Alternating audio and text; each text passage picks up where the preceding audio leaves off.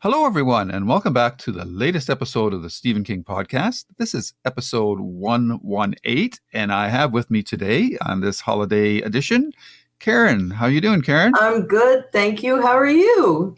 I am fantastic. We're all living through this storm of the century, I guess, that comes once every generation. So it's quite fitting that we're doing our recording on Christmas Eve Day, December 24th. 2022, and we're here to talk mostly Gwendy's button box, but we are going to start off with a bit of news, and that, of course, was the big surprise, or maybe not a big surprise, but a very pleasant surprise, was the news from Mike Flanagan himself that he had acquired the rights to the Dark Tower series for adaptation. And at the same time, he had moved from Netflix over to Amazon. Now, that doesn't mean that Amazon's is going to be the host for this series. It's just that they'll have first look at it. So your thoughts on this news, Karen? Oh, I'm so excited. As you know, I'm a big fan of Mike Flanagan. Mm-hmm. And the pairing with him and Stephen King is like a match made in heaven. Yeah. I love all the people that he casts in his projects. Mm-hmm. And I think it's optimal. And I really do hope that Amazon picks it up, because we know Netflix is not ideal lately. No. And Amazon seems to be putting out some really quality stuff. So I'm really happy about it. I can't wait to see it and see more news about it. Because right now they're being super cagey about stuff. Yeah. I'm curious. This is an aside. So if non-Lord of the Ring fans, you might not want to skip ahead a bit. Did you watch The Rings of Power? I didn't. Oh. And you're going to hate me for this? Okay. I don't like Tolkien. I think you've mentioned that before, right? Yeah, he's not my favorite. It's a lot of talk. And it really kind of, I don't know, I find it a little pedantic. And I know the movies and the series are great as far as that goes. My husband loves them, but I just have this block when it comes to him for some reason. That's interesting. Well, we all have our quirks, so that's a Karen quirk. So that's it is, yeah. Tolkien and Kubrick are two things that bug me, and I do think Kubrick has some good stuff, but he bothers me. So yeah, it's just a thing with me. So getting back to Mike Flanagan, and I was really curious to get your opinion, because we've done. On our other podcast, our JKLM Media, which stands for Jesse, Karen, and Lou. And Jesse is our other regular host that's been on here once or twice, but normally we're all together for Babylon 5 and our JKL Media podcast, where we do limited series, and we've done Devs. We just finished Station 11, and of course we did Midnight Mass, which was Jesse's introduction, I believe, to Mike Flanagan. It was, yes. You had seen the other series already, right? Right. Yeah. Did you see any of his other things, like Gerald's Game? I watched Gerald's Game a long time ago when it first came out on Netflix. Netflix, yep. Right. So, yeah, I've seen it, but it's like, I can't really remember it. I've watched so many things since then. Sure. But it was good. I remember liking it. Yeah, that was that's what really brought him on the radar for me in terms of Stephen King, because for me and my other two favorites King director adapters is Rob Reiner and, of course, Frank Darabont. So right now, especially based on his Flanagan's adaptations of Gerald's Game and, more importantly to me, Dr. Sleep, which was a fantastic amalgamation of the books, The Shining and Dr. Sleep, with the cinematic version that Kubrick did, because it deviated quite a bit from the novel. And I thought Flanagan did a great balancing act. And in some ways, I almost think that the movie is better than the book. But again, I don't know. They're two different animals. We've talked about this before. Yeah. Have you read Dr. Sleep? I can't remember. I have it on my Kindle, but I haven't read it. Okay. But I did watch the mini. Okay. The movie, you mean? Yes. There was a mini series too, yes, right? There was a TV. Yeah, King did a TV series with Mick Garris. Okay. So I didn't watch the one you're talking about, but I watched the other one. So. Okay. Very good.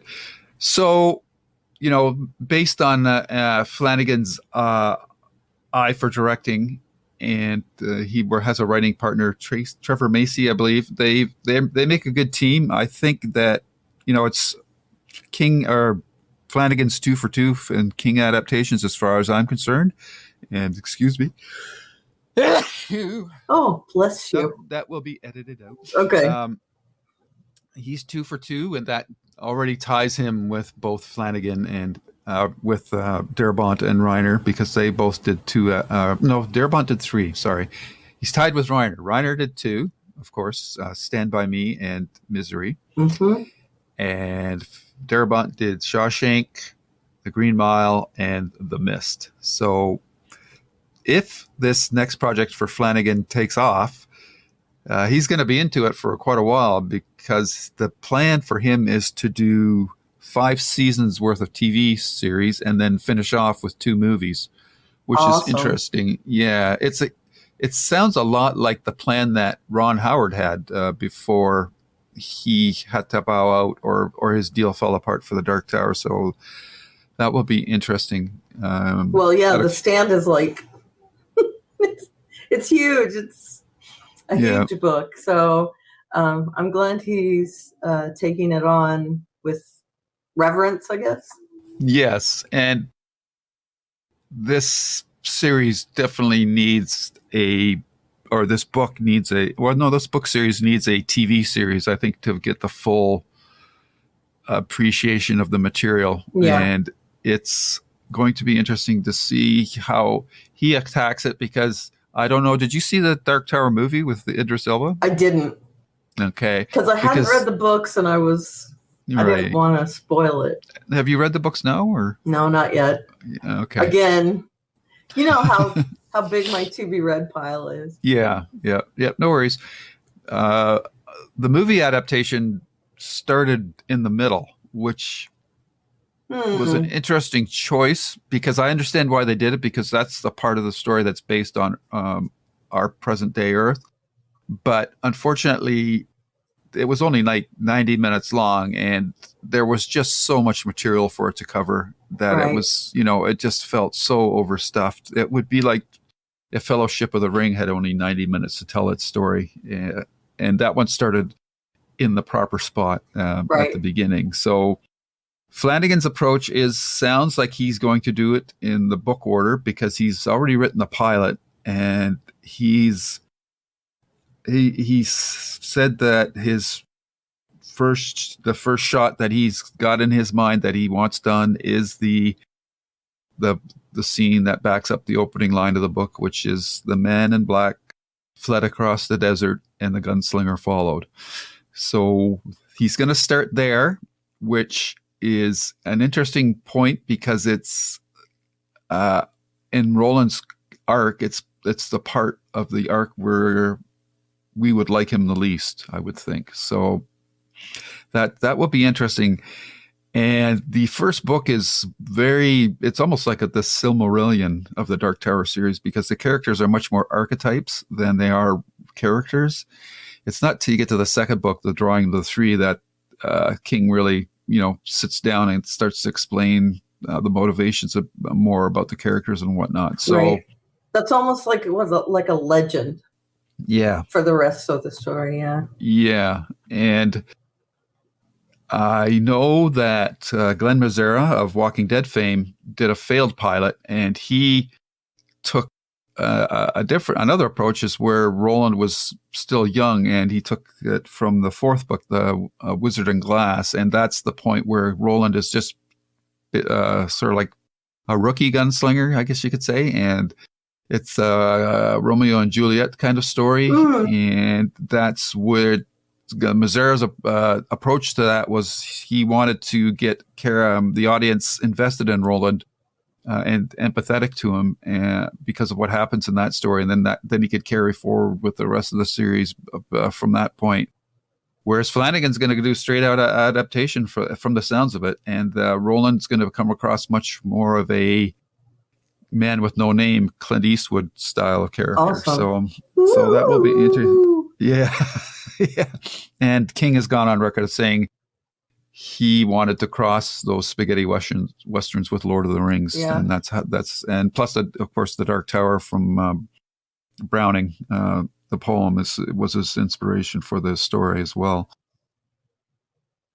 So we've got a lot of interesting things going here. Of course, fandom is very excited about this, and especially the prospect of having it done as a series as opposed to a movie. It'll be interesting to see how this plays out. I would be fine with it on Amazon. You have to kind of wonder where Amazon's head's at, though, because I wonder if they're a little gun shy with these big projects, because they spent a ton of money on the Lord of the Rings series, and the overall reaction to it has not been that favorable. They've gotten a lot of traction with it, though, even though the reviews are not where they want them to be. It's hit records in streaming, so I think they're probably happy with where it's at.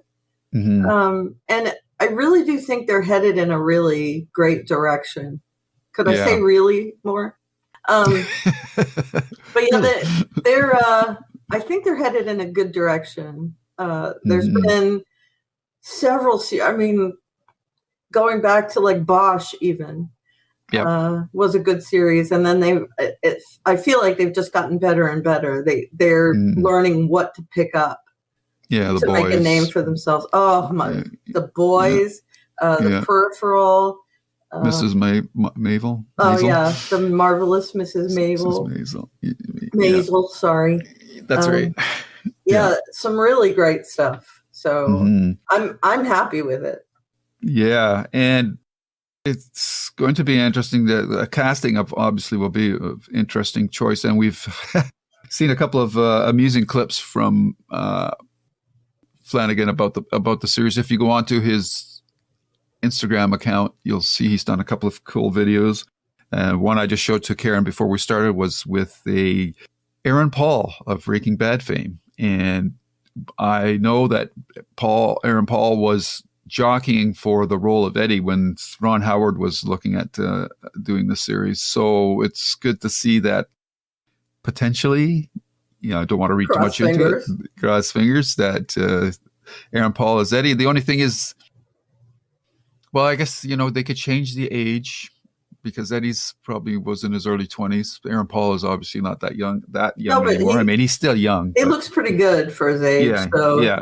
So that would definitely be a great casting. And we've also seen tweets from Flanagan's stable of actors, Mr. Raoul Cowley, who we know from Bly Manor and Midnight Mass. And you know him better from what's that show again? iZombie. That's right. And just being an awesome person. Yeah. So he could play any one of a multitude of characters if he's cast as well. And you have to wonder how many actors from Flanagan's stable will show up in the Dark Tower series. Sure. If it comes to be, that will be interesting to see as well. I'd be willing to bet we see most of his cache of actors. There's so many characters over the course of the books that I think would be good. You think Raoul would maybe be the Man in Black? I think he might be okay in that role. Oh, that's an interesting thought. I never thought of him in that, but that would be, he would probably have fun with that because then he would get to play a bad guy. So yeah, that's a interesting piece of casting. I would love to see that, to be honest. Yeah. Yeah, I imagine there's a lot of people chomping at the bit to want to I play. would guess so.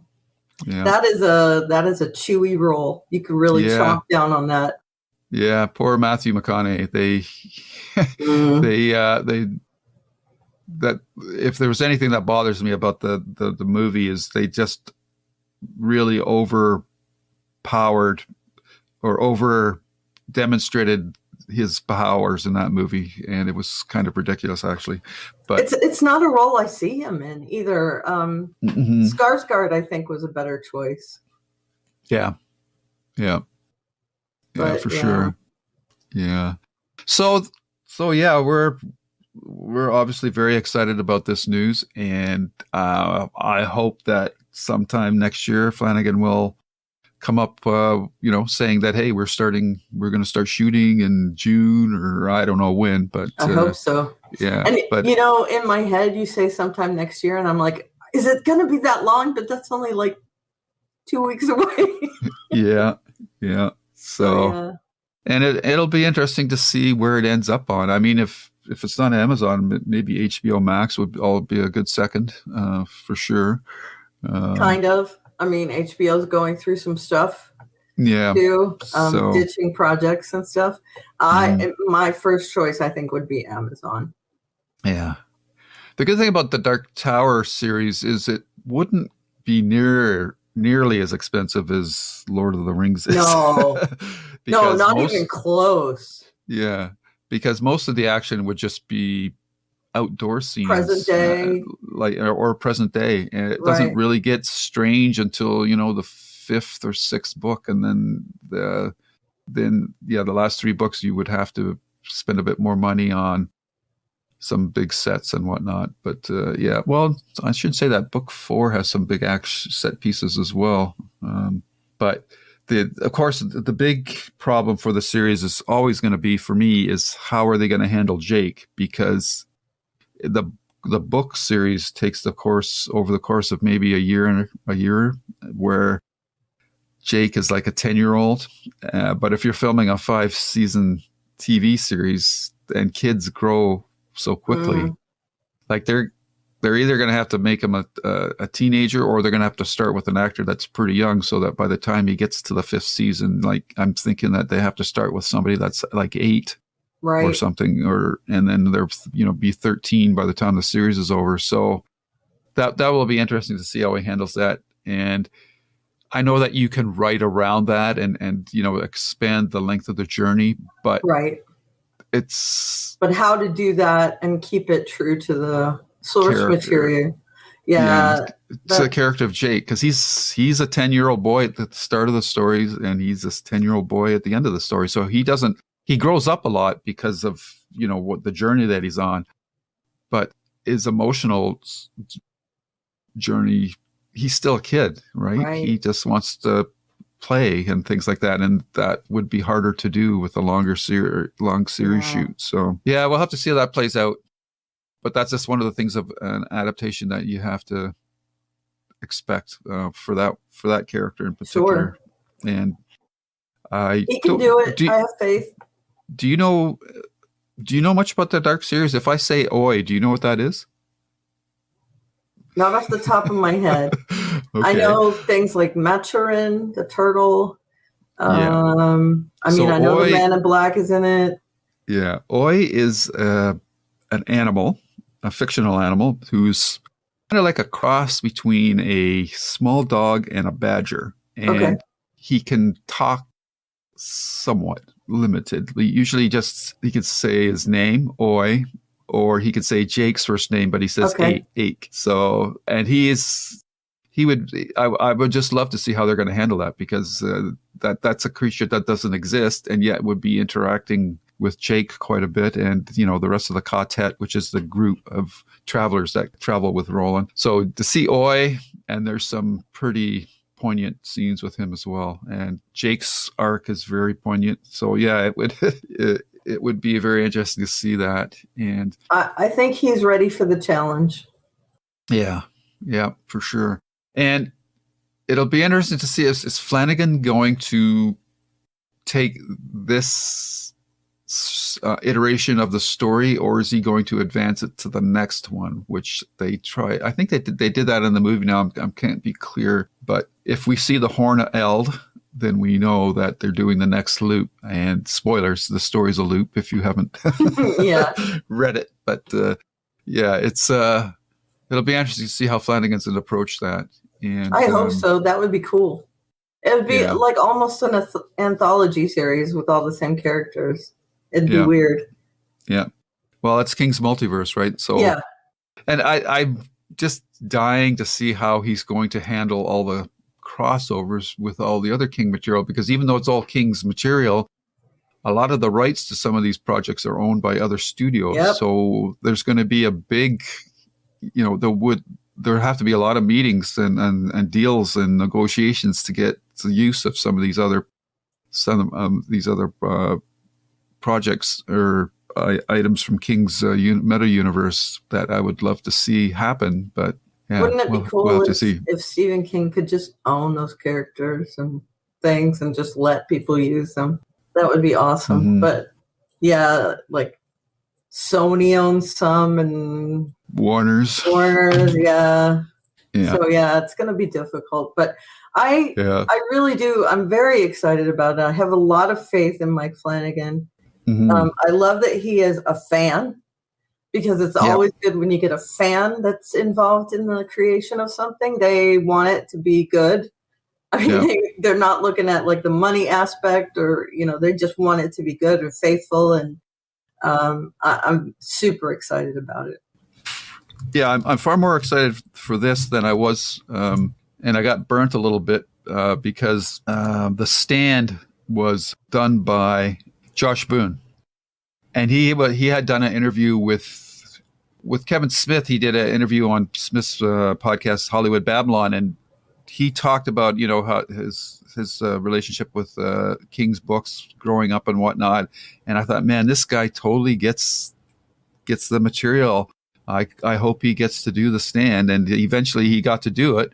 He initially envisioned it as a trilogy of movies, but it ended up being a mini series and on CBS All Access, and I was really disappointed with it. I don't know. Did you see that? Or? I did. I don't think it lived up to the book at all. Yeah. Like I just couldn't reconcile the differences between his thoughts on the podcast and what the end product turned out to be. And the main thing there was that he said he didn't want to repeat what had been done with the earlier miniseries. Right.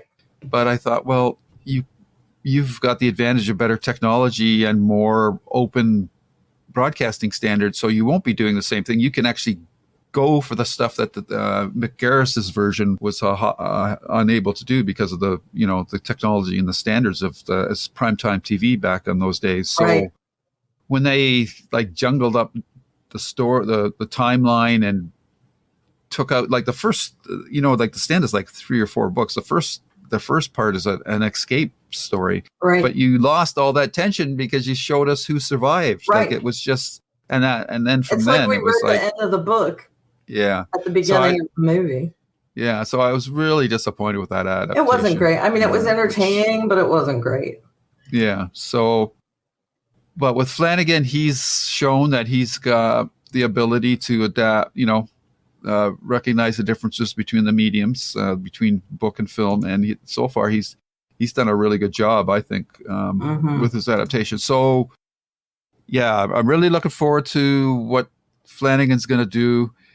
And I will keep a little bit of a check on my hopes, but I'm feeling, because we've been burned. But I'm much more optimistic with this news, and because he has a track record. We've seen him do two adaptations. He's faithful to the source material, but he knows how to adapt it.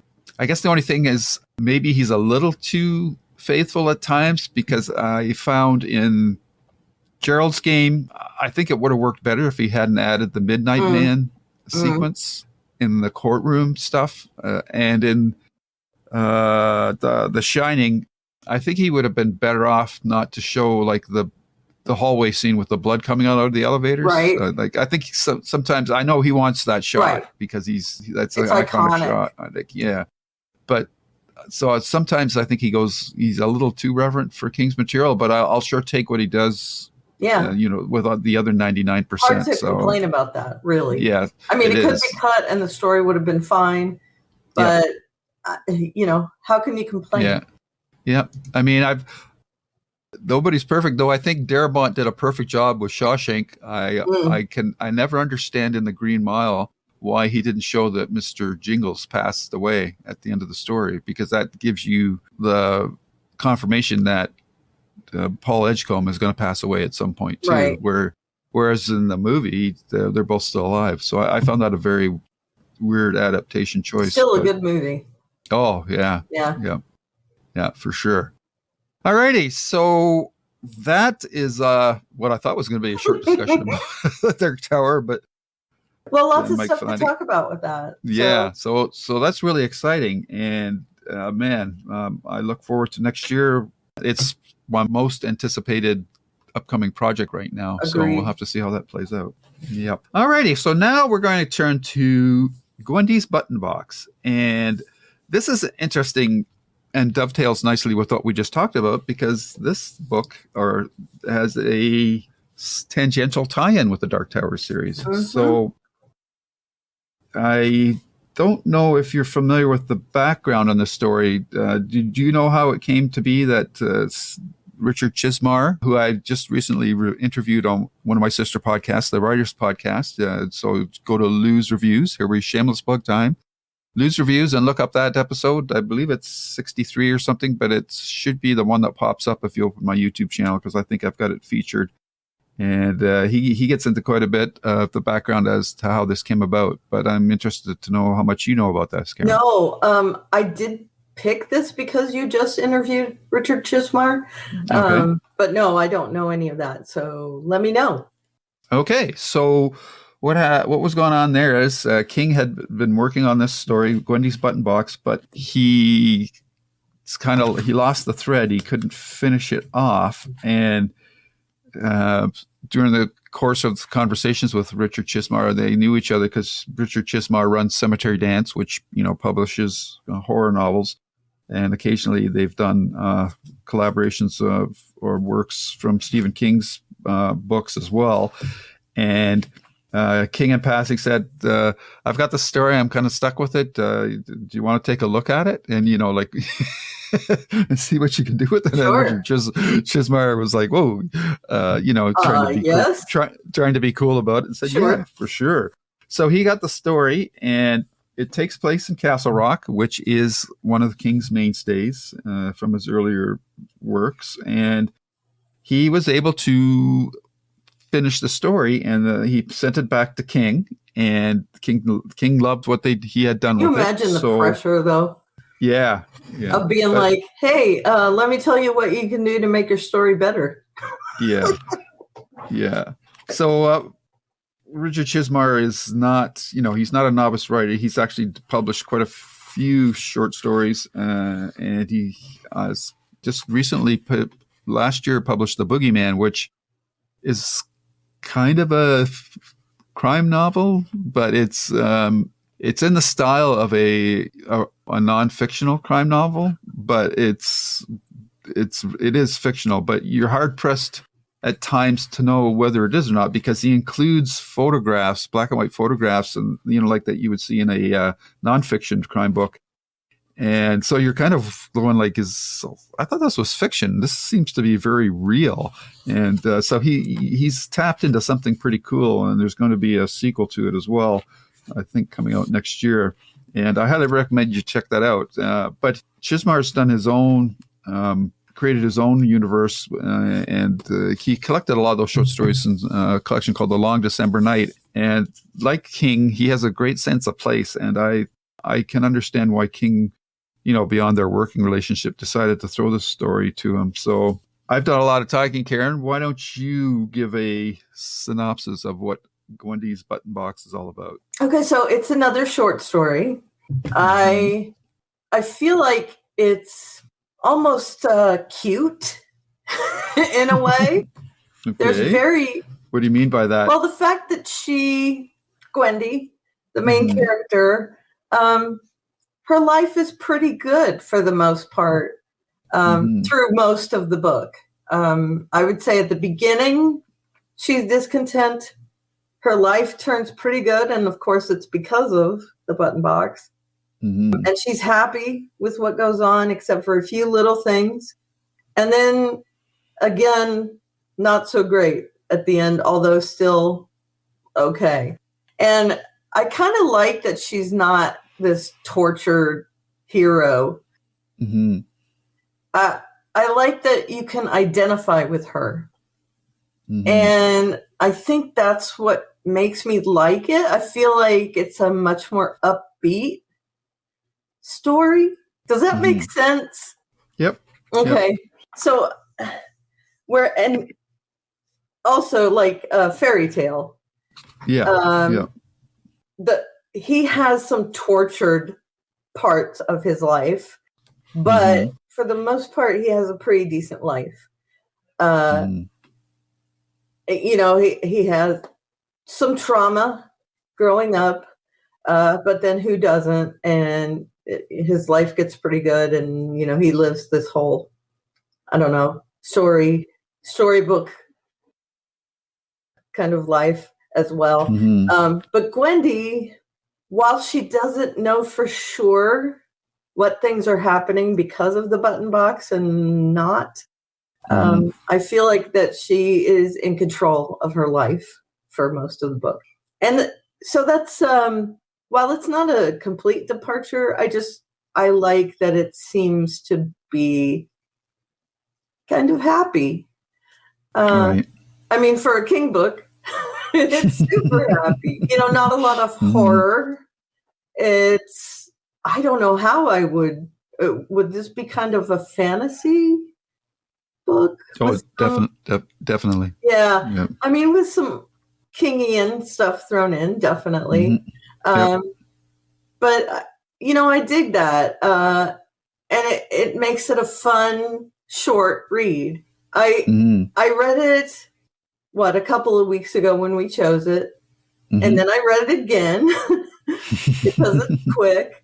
And then because I forgot that we were doing this today and not Babylon 5, I reread it just before I read it in 40 minutes. So I'm a fast reader, but I would assume that most people could read it in the course of a day. Yeah.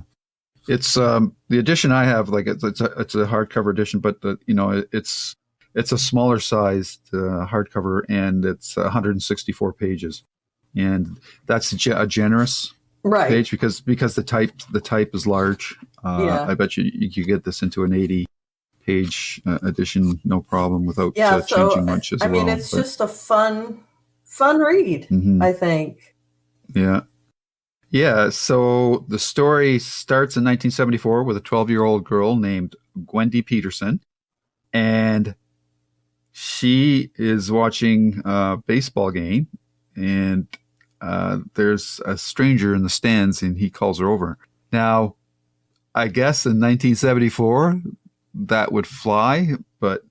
Well, she's still cautious. Yeah. Which I like, but I think there's something in him, and I guess we'll talk about him in a second, that he might have put out something to her to make her a little more comfortable. Yeah. So, I mean, she's the same age as me, essentially. Okay. Maybe she would be a little older, like a couple of years older, because I was, and this is one of the things that it's like a tent pole in my life. I was in the 3rd grade in 1977. Don't ask me how I know that, but I know it. And so I remember that time.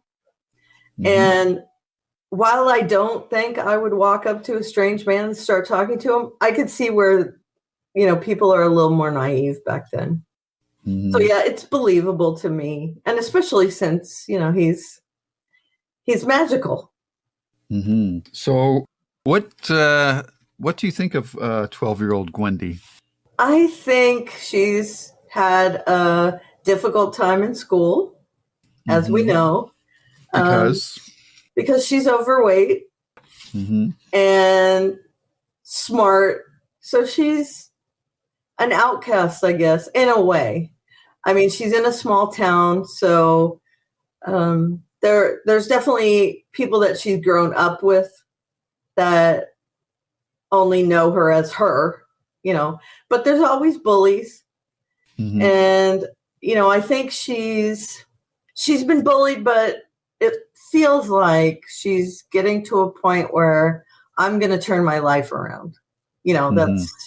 That's what she's saying to herself. And so I think she's really spunky and determined where we meet her. And I think she's also, dreading what's coming next in her life. Right. So I feel like this opportunity coming now, I think it's why he picked her, for one thing, because she was determined to turn her life around and be a good person. But I think that this part of her life is just perfect for what happens. And she's interesting in that we see through the eyes of this man that she meets, who identifies himself as Ferris, that there's something about her that he sees a value that he doesn't see in normal everybody else, which is important to him because he entrusts her with a very interesting object, right? Which is button box. And what's that all about? Well, it has buttons, as we know that, and it's pretty murky as to what they do, to be honest, even at the end of the book, because of things that Mr. Ferris says. We don't do spoilers in here, do we? I mean, it doesn't matter. I mean, he's the man in black, Pennywise, blah, blah, blah, right? Is that what That's definitely the impression you get reading this story. Randall Flagg. Right. Yeah. So you wonder, knowing that character, what his motivation is. Because he's not the guy that says, oh, here's something that can prevent bad things from happening. So that puzzles me, where that came from and why it does such good things for her. I just feel like I am unresolved with that part of the story, but I love how murky the box is. If that was just some magical guy giving her the box, I don't think I'd have those questions. But yeah, I really love the concept of, the levers being like her reward for taking care of the box, and that he knows that she will treat it with the reverence it needs to have. Why it exists, who knows? What the motivation is behind it, who knows? But I love the implications behind it, that it has 7 buttons on it. It has 6 out of 7 of the continents, because Antarctica isn't one.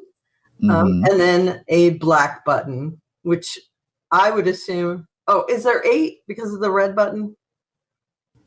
Which I don't remember. 6, 7, 8, I guess. 6 in rows of 2 and a single at each end. Yeah, 8 in all. So 8. Yep. So she's got the red button, which can be used more than once. And it's he doesn't really go into what that does with her, except give her little hints. The black button, which he pretty much tells her right out, that takes care of everything. And the other ones correspond to continents. And so she knows her history, and she realizes that these buttons probably do something pretty earth-shattering. Although, she probably doesn't believe it at first. So I love that she is the perfect person to give this to. She has self-control, And she's curious, but also realizes that curiosity killed the cat. And also the motivation for, she wants to lose weight. So the chocolates on the one side is something that will help her in her life. And the silver dollars on the other side, she's not irresponsible with them. So I really like that. I also liked, after I read it, looking up the history behind the Morgan silver dollars, which is her big reward. And it was kind of, sentimental-ish to see that 2 of the silver dollars put her through an Ivy League college back then. Right now, they wouldn't even make a dent, right? That her particular silver dollars are worth about 10 grand a piece now, in the uncirculated quality. Again, I'm getting into weird stuff here. Right. But $20,000 would maybe take care of 6 months at an Ivy League college, maybe. But 2 of the coins back in the 70s got her through a lot. Yep. And what was it, $800 a piece she sells it to? I love that guy, by the way, the coin dealer. I don't remember his name, but Jimmy, Tommy, something like that. His last name was abbreviated as his nickname. So yeah, I love that the chocolates are her saving grace in her life. They change her life big time. So yeah, I love the intrigue around the button box. I love how she treats it with reverence. And while it's not the driving force in her life, it's something that's always there. Yeah, and it's interesting. The button box is a version of Pandora's box, I guess, in a way. Sure. Because even though, these buttons represent continents, and if you press the black one, something really bad is going to happen. Right. We don't know exactly what. It's left rather somewhat ambiguous, but it'll be bad. And the other button gives rewards, but the problem is with the chocolates, they're addictive. And if you take too many of them, you could become addicted to it. So it's an interesting combination of different elements of various box type stories that we've probably come across, and J.J. Abrams had his own version of the box. Is what's the secret inside the box? Right. This one is quite different, and this whole temptation thing. It's obvious that you could not give this box to any one person. And for myself, when I read this story, Gwendy reminded me a lot of Peter Parker. Like sure. With great power comes great responsibility. Sure. So that was, I found that her character quite cool. And once she has the box, everything is like her life just gets better. She loses her glasses. She gets slimmer. She gets pretty. Her memory is eidetic almost. She does good at school. Straight A's. Yep. Yeah. So, she's trucking along and everything's going good. And then not just her parents stopped drinking. Yeah. And there are repercussions that go both ways. Yeah. Because Olive becomes jealous of her and that sort of thing. But I love how it changes her life. Yeah. But she also finds out that potentially the misuse of this box can have bad consequences as well, because there's this character, Frankie Stone, who is the 70s version of a greaser, I guess you could say. He's got the AC/DC tattoo and he smells. And he's coming on to Gwendy, but she kind of makes a wish with the box, and lo and behold, the next day Frankie's dead in a car accident. So, well, he's hurt in the car accident. Yeah. Sorry. Yes. And if he was dead in the car accident, that would have solved a lot of stuff. Yes, that's right. This is 3 years after. And by this point, Gwendy's really turned into a totally different person. She can run up the suicide stairs without, taking any rest or anything like that. So we're following her through her academic career, I guess you could say, and the growth that's attached to that. By the time she gets to high school, she's captain of the junior varsity team. She's a class president. She's asked to the homecoming dance by the big player on the football field. There's by the time she's 16, she's pretty well got it made. But the refreshing thing is that it hasn't really gone to her head, right? Which is the reason that Ferris picked her in the first place for a palaver, which is a Dark Tower term. So a parlay. A parlay, yeah, yep. That's for sure. So just looking ahead here to what's the big event in the story? Yeah, where she decides she's going to press the South America button. And out of curiosity, and she thinks of Guyana. Yeah. And then 2 days later was the incident with Jim Jones and the Kool-Aid and all that happened in Guyana. And one of the things that I really liked about the story is that when things happen that she has done with the buttons, she is sick after. I mean, I don't want to say sick because it's just like her system goes through, she's nauseous. I don't know. It's not the flu or anything, but like it takes a toll on her. Mm-hmm. And she realizes that with the button comes a cost. So while something happens that's good or bad / whatever,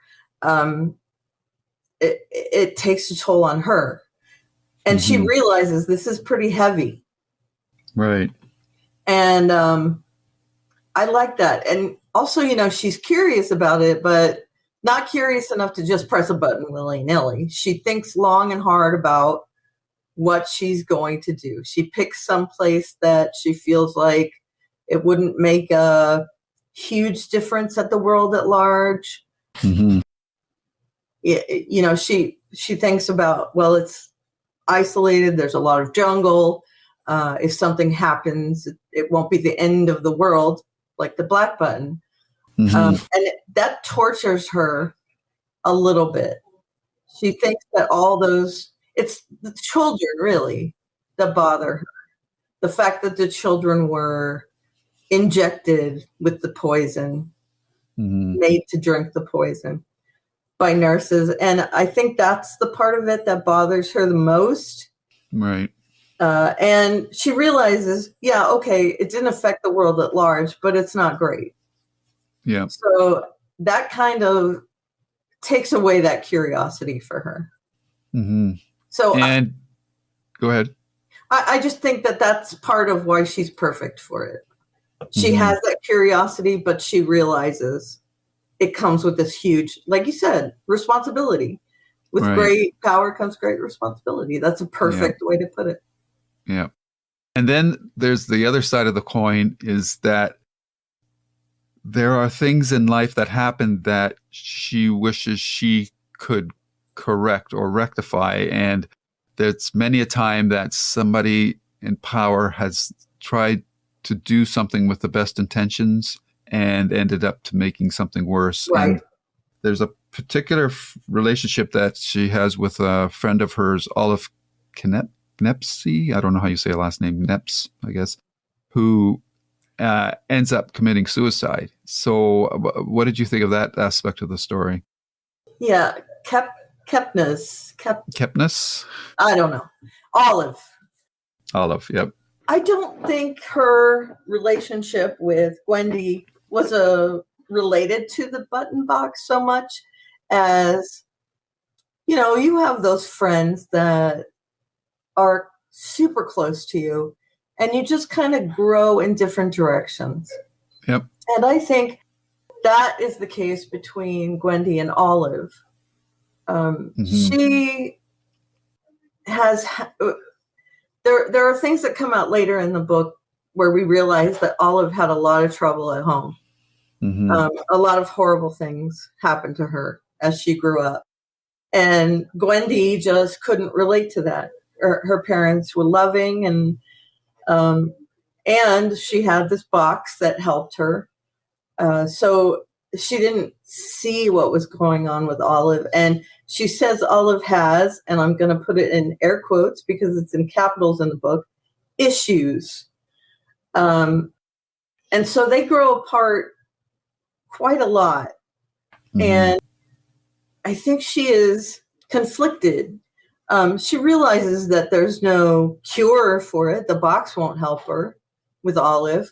And she's upset that she's lost this friend. But I feel like there's a part of the book where she kind of writes her off. And at that point, when Olive kills herself, she throws herself off the suicide stairs, which I think the suicide stairs are kind of a character in the book. Yep. So she kills herself on these suicide stairs. And while Gwendy thinks that it's because of her, I don't think it was. That's just my opinion. I think it was just Olive is a product of her environment. Yep. And when she distances herself from Gwendy, it would be something that happened no matter what. I'm curious. I think part of because Gwendy does feel very guilty about this, and I think her guilt comes from her belief that if she hadn't have gotten the button box, that they probably would have stayed better friends because their situations were much similar. So in a way, Olive is a mirror of what Gwendy's life would have been without the button box. Or at least that's what she thinks. Yes. I think once everything is revealed that her stepfather abused her and all that, I think she would have separated from Gwendy at some point, because you tend to isolate yourself when you have that kind of trauma. And I just don't think that they would have stayed great friends. That's just my opinion. I think there would have been a huge chasm between them. And I think Olive would have resented Gwendy having a decent home life, even though her parents were headed for alcoholism. There's still things that would have probably been normal in Gwendy's life.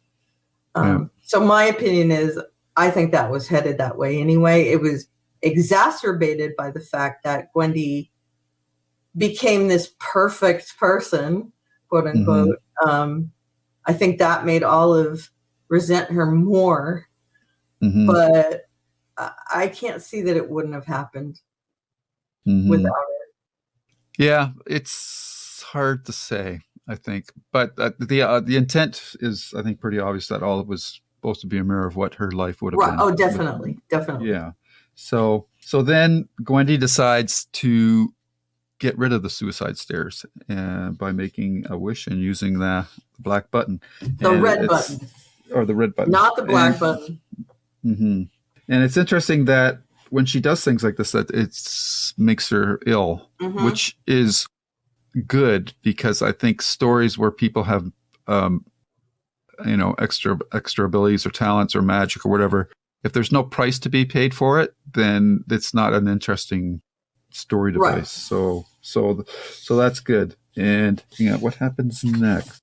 It's been a while since I read the story. Then she meets Harry Streeter. And what happens there? How much do we hate what happens to Harry? I love the two of them together, even though it was a pretty short time in the book. I think they were truly the loves of each other's lives. And I also like that he makes her happy without being dependent on the chocolates. Apologies for the cat. Hey, Kat, how you doing? What are you doing, sweetheart? You feeling left out? Yeah. Hi. Yeah, I love her and Harry together, and I love that she decides, I don't need the chocolates anymore. I have a good life, and I have discipline. I'm still going to run. I might not get all A's anymore. She gains 6 pounds and she realizes, good, I'm happy. I really like that he makes her a better version of the real Gwendy than the box does. He's a better reward for her. Mm-hmm. And that's also a reward from the box because she becomes this really beautiful girl and she's lost weight. And not that Harry wouldn't have been attracted to her. I'm not sure. But I feel like she feels like Harry is part of her reward for taking care of the box. Right. And I really like that she forgets about the box essentially because of Harry. Her life is good. It's always in the back of her mind, but Harry is something that really brings her joy until Frankie comes back into her life. Mm-hmm. And that also has to do with the box. Yeah. Yeah, Frankie finds the box in her closet and he does some damage to her life. Yeah. Definitely. And again, it's because of the box. The box does the damage that directly. Frankie uses the box to kill Harry. He was in the closet with the box. He was going to steal it. She puts that blame on the button box. Mm-hmm. And again, the man in black tells her things would have happened even if you didn't have the box, but don't be guilty because of it. Right. It happened, but what do you? You don't have to put guilt on you. Yeah. Which again, why is he comforting her? There are things in this book that disconcert me. But I really like it. She loses part of her foot, which changes the direction of her life. And again, the man in black implies that perhaps that was where her life should have gone. Mm-hmm. And again, I thought it would probably be subverted, that there wouldn't be a writer in this book, but right at the end of the book, he tells Gwendy that she should concentrate on her writing, that she'll win an award. And that might not have happened if she didn't lose part of her foot and in that part of her life that was dependent on athletics. Yeah. So many things happened, and she loses Harry. And I do appreciate that it helps her to get to college, but by then she is back on Earth. Her feet are solidly planted. Right. Where before she was laying a lot of things on that weight that she carried. But she decided, I'm just going to forget about it. I'm going to put it in a safety deposit box. No good can come of this, even though when she's used it, it has. And I also like, there are the consequences, which I like, where she gets sick or something happens. And I'm assuming that's also why the infection in her foot happened. Because she used the box to kill Frankie and again to get rid of his body. So, and when he stabbed her foot, then her defenses are down. She loses that part of her foot. I think that is the consequences of those actions. But I forgot where I was going with this. But I like that there are consequences to the red button, which makes her realize that she can't just use it willy-nilly. Right. And I really do wish that she had thought worse things about Frankie before he could do all that damage. Yeah. Yeah. I think that maybe I'm just projecting on what you were saying, but I think what you were aiming for there was the fact that even though she has this magical button box in her life happens with or without these objects. So the circumstances might have been different, but Harry, still might have been killed under something else. Whether it's a whole destiny versus fate argument. So but the danger is if you put all your hopes and fears into an object rather than just, accepting life as it happens, that can become an impediment or a crutch that will keep you from living your life to the fullest that you can live it. So right. And again, that's one of the qualities I think he saw in her. Yeah. That wouldn't affect her. Yeah. And I do like that she decides it's just not going to be what drives her at all. Yeah. Yeah. At that, she uses the coins. She eats some chocolates every once in a while, but otherwise, the box just isn't part of her life. Yeah. Which is for now. How many people would be able to do that? Yes, exactly. It's like trying to quit smoking or something like that. So, yeah. Yep.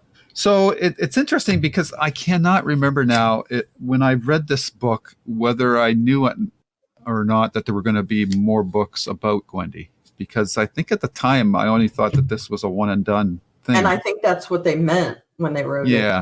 But like you, I had certain unanswered questions, especially obviously about Ferris, because he was the most incongruent thing in the story for me. I'm going, is this guy Flag? Because he's acting way too nice. Right. And that was weird. Benevolent. And he's not benevolent in anything else. Yeah. He's the antagonist. He's the villain.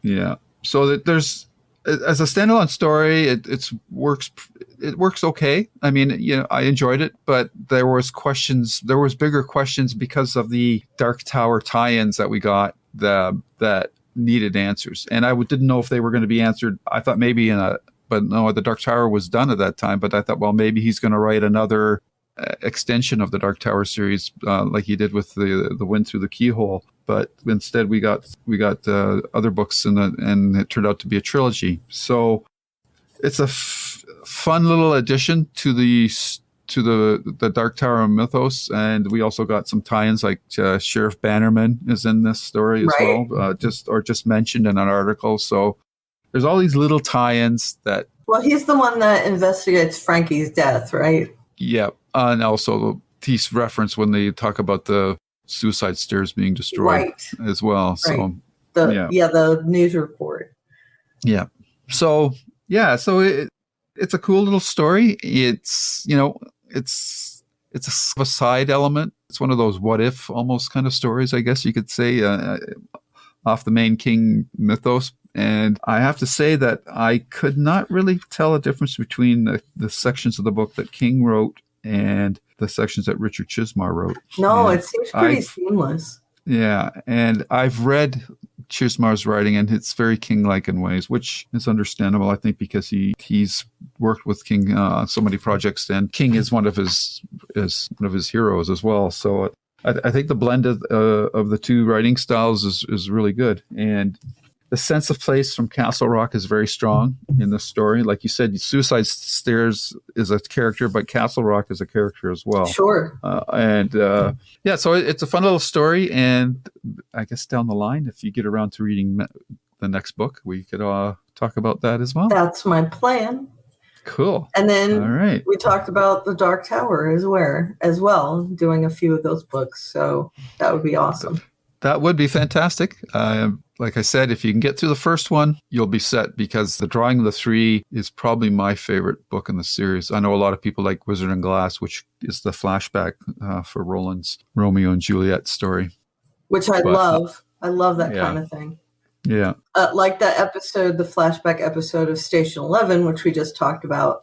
I think that was probably my favorite episode. Yep. Yep. So I think that's everything then. And I want to thank you for taking the time to read the story and to come on the day before Christmas. What a nice little present for me and the listeners. Aww. And Samesies. We'll be talking. We'll have to see. We haven't really got a concrete schedule as when the next episode of Stephen King podcast will come out, because we're juggling so many other podcasting balls with our Babylon 5, our JKL Media one-off series, and my writers podcasts as well. So, but when we can, we will work this in. And of course, if there's really big Stephen King news, we'll do that as well. Sure. Come on and talk about it. Yeah. So, when he announces something, I'm happy to hop on and do something. All righty. So where can listeners find Karen on the web? Karen, not Karen? Karen, not Karen? Yeah. Karenina? Karenina. Karenina. I am at Elevaria around the internets. So at Elevaria on Twitter, on Mastodon, on Post, on Counter Social, TikTok, and Instagram. All Elevaria. And I have a blog, alliestuff.com. Cool. And you can find me on YouTube at Lose Reviews, where I post all my podcasts now. And of course, the Stephen King podcast is on there, the Babylon 5 podcast, the Writers Interview podcast, and our JKL Media one-offs. And I'm looking forward to getting the Station 11 episodes up shortly. And then after that, we're going to do a one-off on our favorite books of 2022. Right. And then after that, it's my pick again. And I've picked The English, which is a series that was just on Netflix and stars Emily Blunt. And I'm really looking forward to hearing the Karen's and Jesse's thoughts, especially Karen. It's right up my wheelhouse. She's a big romance. And I love Western stuff. Yeah. So. Oh, okay. Cool. So I'm looking forward to that. And I want to say to Karen, and if you ever decide to listen to this, and to all our listeners out there, I wish you all a happy holidays and a happy new year. Things can only get better, I think, after the last couple of years that we've had. So we shall see. I said that 2 years ago, and I said that a year ago. So my fingers are crossed. Yeah. So anyhow, Karen, happy holidays to you. Thank you. Right back at you. Thank you. And to everybody out there, we'll see you in 2023. Take care now. Bye-bye. Bye. And scene. Awesome.